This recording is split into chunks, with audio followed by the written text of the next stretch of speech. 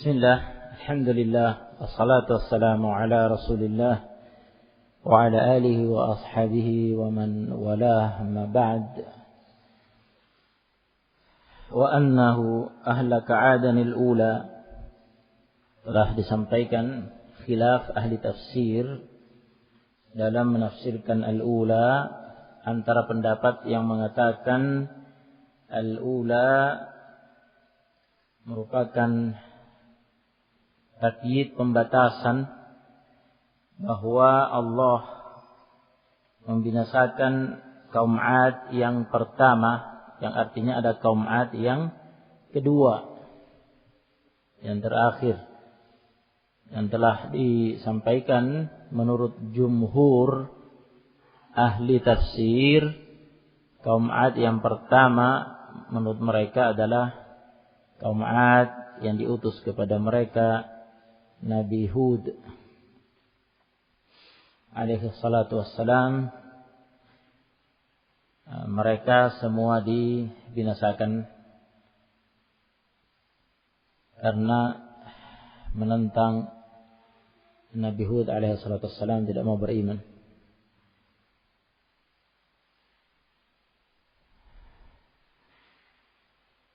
Sedangkan kaum 'Ad yang kedua dan itu yang terakhir adalah dari kaum 'Ad tersebut yang ketika kaum 'Ad kaumnya Nabi Hud dibinasakan, mereka berada di negeri yang lain sebagaimana telah diceritakan. Nah, jadi mereka berada di negeri lain sehingga mereka masih berkelanjutan hidupnya, namun kemudian punah juga akhirnya dengan peperangan di antara mereka, perang saudara. Ya. Pendapat yang kedua yang dipilih Ibnu Utsaimin rahimahullah mengatakan bahwa al-ula ini bukan takyid, bukan pembatasan, ya, tetapi al-ula di sini artinya al-qadimah. Sesungguhnya Allah telah membinasakan kaum 'Ad yang ada di waktu lampau, yang ada di waktu lampau, di waktu lalu, dulu, ya. Zaman mereka zaman yang lampau, semuanya dibinasakan oleh Allah tanpa ada yang tersisa. Jadi tidak ada sisa-sisa kaum 'Ad, ya, di negeri itu maupun di negeri yang lainnya. Mereka semuanya dibinasakan oleh Allah Subhanahu wa ta'ala.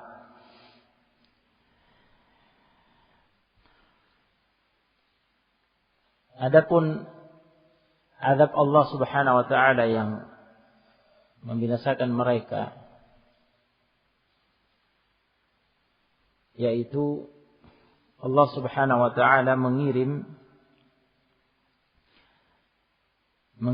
angin yang sangat kencang, bergemuruh, ya, menghancurkan mereka. Sebagaimana diceritakan di antaranya di surat Al-Haqqah. Wa amma 'Adun, adapun kaum 'Ad, fa uhliku birihin sarsarin 'atiyah. Mereka dibinasakan dengan angin yang bergemuruh sangat kencang, ya, sudah melampaui batas angin biasanya, karena memang merupakan balan tentara Allah Subhanahu wa ta'ala yang dikirim untuk menghancurkan mereka. Sakharha alaihim sab'a layalin. Allah Subhanahu wa ta'ala memporak-porandakan perkampungan mereka bersama penduduknya kaum 'Ad selama 7 malam sab'a layali wa thamaniyata ayyamin husuma. 7 malam 8 hari berturut-turut. Ya. Mereka diazab dengan angin tersebut. Fatarul qauma fiha sar'a, maka engkau melihat kaum di dalamnya, di dalam negeri mereka, sar'a, bergelimpangan. Ya, ka'annahum a'jazu nakhlin khawiyah, seakan-akan mereka adalah bangkai-bangkai pohon kurma yang tumbang, tergeletak bergelimpangan di sana sini. Nah, itu gambaran mayat-mayat mereka. 7 malam 8 hari. Yaitu dimulai, angin itu datang mulainya ba'dal fajr. Setelah salat, yakni setelah subuh, ya. Nah, setelah subuh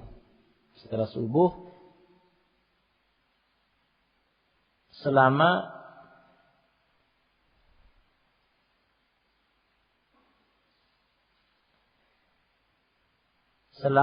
8 hari 7 malam. Jadi 7 malam 8 hari. Ya, hitung aja setelah subuh kemudian berakhir saat terbenam.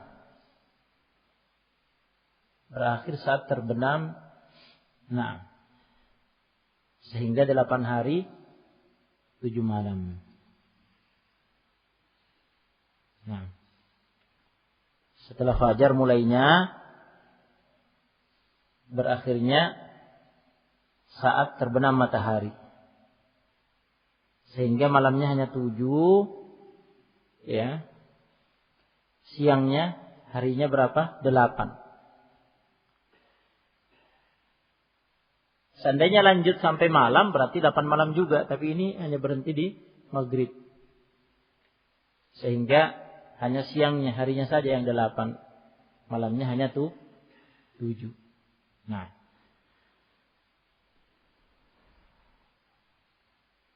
Allah musta'an. Ya, mereka diterbangkan, dihempaskan, dipermainkan, disiksa, diazab dengan angin selama 8 hari 7 malam itu berturut-turut, tiada henti sampai bergelimpangan semuanya. Allah musta'an. Nah, karena kesombongan mereka, ya, sehingga diadab sedemikian rupa oleh Allah SWT. Sebenarnya kita lewati bahwa mereka saking sombongnya mengatakan, man asyaddu minna quwwah, siapa yang lebih kuat daripada kami. Nah, maka Allah tunjukkan bahwa mereka tidak punya kekuatan apa-apa berhadapan dengan, ya, bala tentara Allah Subhanahu wa taala. Kemudian ayat berikutnya, wa samuda fama abqa, yakni Allah Subhanahu wa taala, dan Allah Subhanahu wa taala menghancurkan kaum Samud. Fama abqa, maka Allah tidak abqa, menyisakan satupun dari mereka.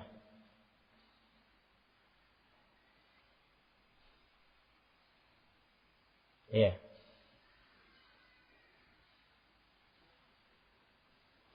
Tanpa menyisakan.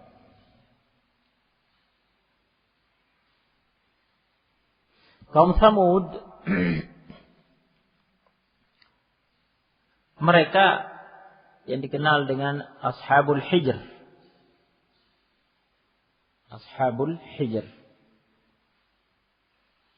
Ya.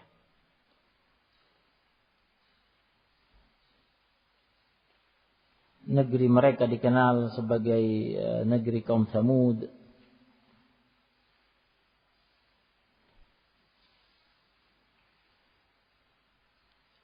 di Al-Hijr, Diyar Thamud.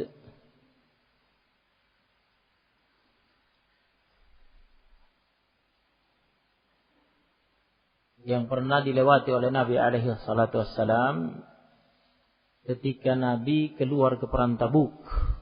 Mereka melintasi Diyar Thamud, negeri kaum Thamud. Ya. Dan di situ pada hadisnya Nabi mengingatkan sahabatnya bahwa tidaklah jangan ada yang melintasi negeri itu, melewatinya kecuali dalam keadaan menangis. Nah, jadi sebagai suatu bentuk kekhawatiran, rasa takut agar tidak tertimpa seperti yang menimpa kaum Tsamud, kaum yang diadab itu.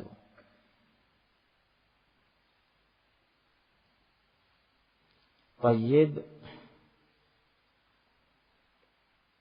kaum Tsamud juga mereka adalah kaum yang diutus kepada mereka Nabi Saleh alaihi salatu wassalam. Mereka adalah kaum yang juga diberi kekuatan oleh Allah Subhanahu wa taala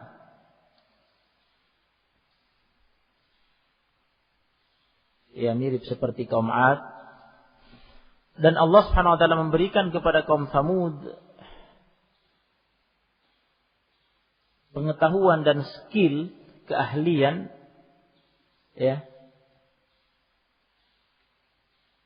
di bidang pembangunan.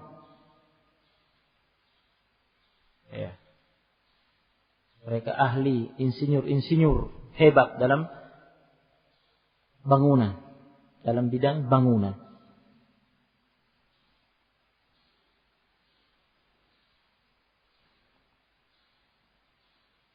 Baik.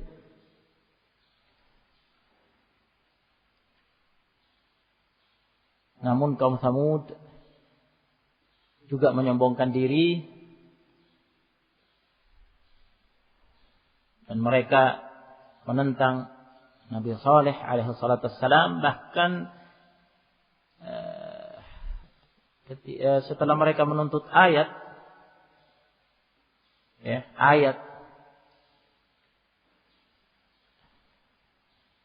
sebagai mukjizat, bukti yang membedakan Nabi Saleh dengan mereka, karena mereka menganggap sama-sama bashar. Nah, menuntut agar datangkan ayat sebagai bukti yang membedakan antara dia dengan mereka. Kemudian diberi naqah, yaitu unta betina. Nah, yang keluar dari batu. Nah, seperti terlahir dari batu, keluar dari batu besar. Dan kemudian mereka diberi aturan oleh Nabi mereka bahwa ada bi'run naqah namanya. Harus bergantian minumnya. Nah, sehari untuk khusus naqah itu tidak boleh diganggu dan sehari untuk mereka. Namun kemudian mereka membangkang, menentang, bahkan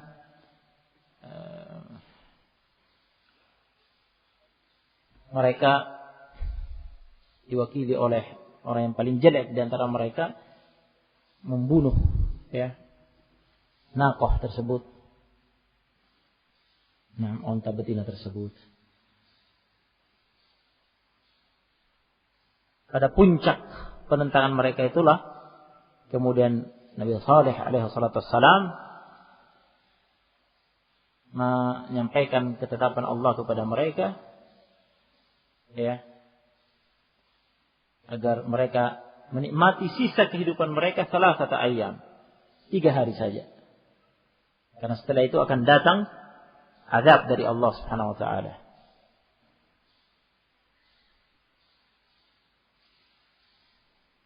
Nah, tamatta'u fi darikum thalathat ayyam.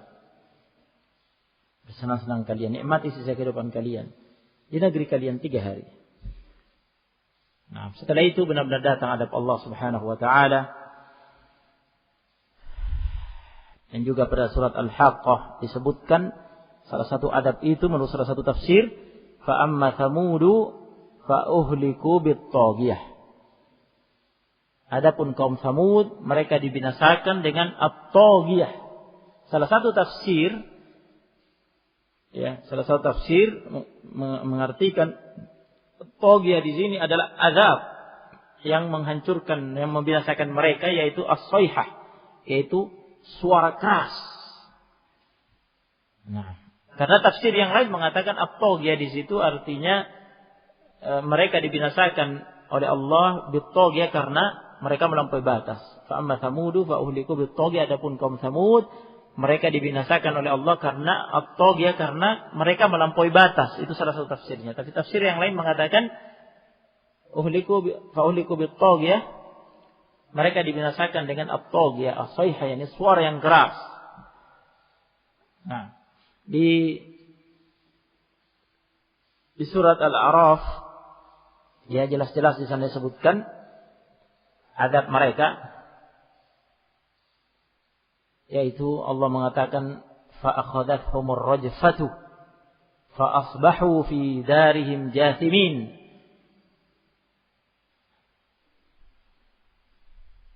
Ya, yaitu mereka digoncang oleh Allah dengan ar-rajfah, dengan gempa bumi yang dahsyat. Ya. Jadi jika dipadukan dua ayat itu, memang kata sebagian ahli tafsir menyebutkan bahwa mereka dibinasakan dengan gempa, dari bawah gempa bumi yang dahsyat disertai suara yang keras. Nah, tanpa ada yang disisakan satupun dari mereka. Fama abqa. Nah, ini kaum Tsamud.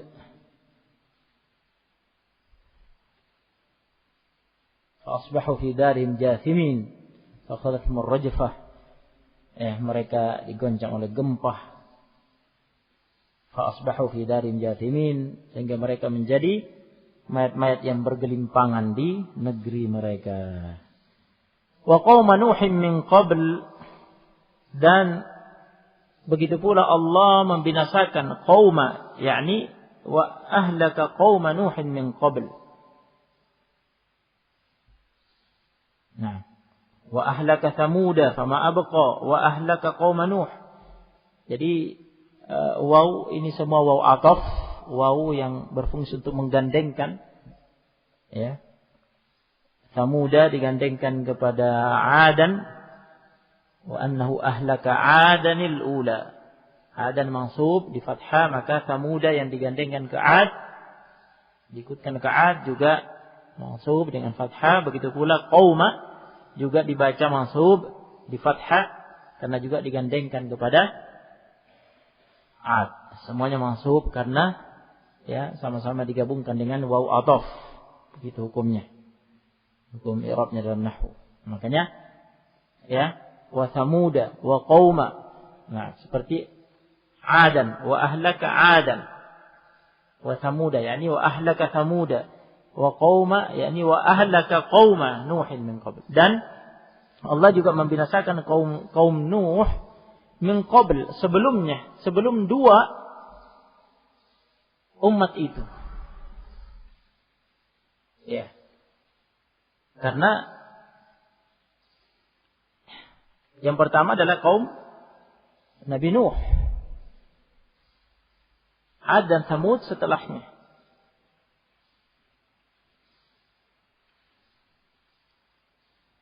Sebagaimana kita ketahui bersama,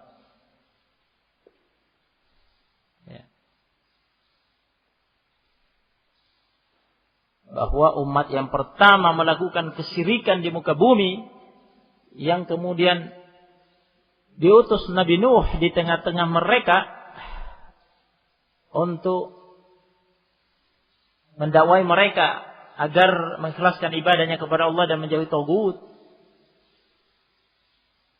Ya, penyembahan kepada patung-patung berhala yang mereka lakukan, ya, diutus tengah-tengah mereka nabi dan rasul yang pertama.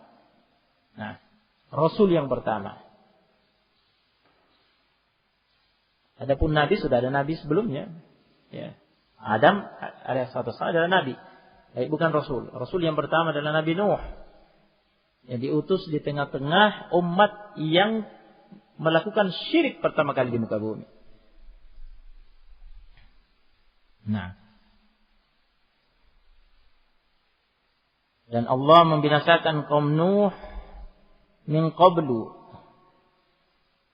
sebelumnya.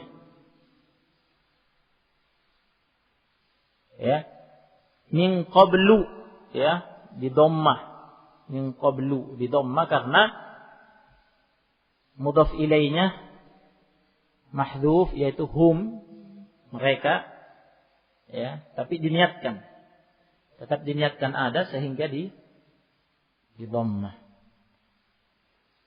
Nah, ya, takdirul kalam wa qaum nuhin min qablihim, dan kaum Nuh Allah menghancurkan, membinasakan kaum Nuh sebelum mereka, sebelum kaum Thamud dan Ad, min qablu.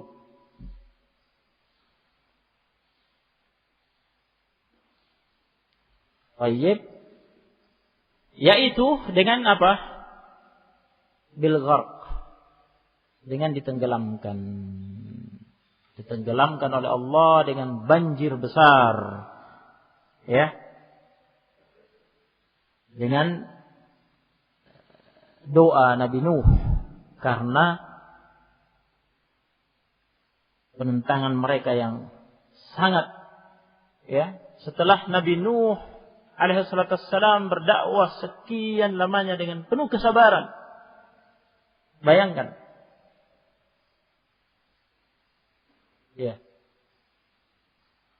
Seperti diceritakan dalam surat Al-Ankabut, walaqad arsalna Nuhan ila qaumihi, sungguh kami telah mengutus Nabi Nuh kepada kaumnya, falabitha fihim, kemudian Nuh tinggal berdakwah di tengah-tengah mereka,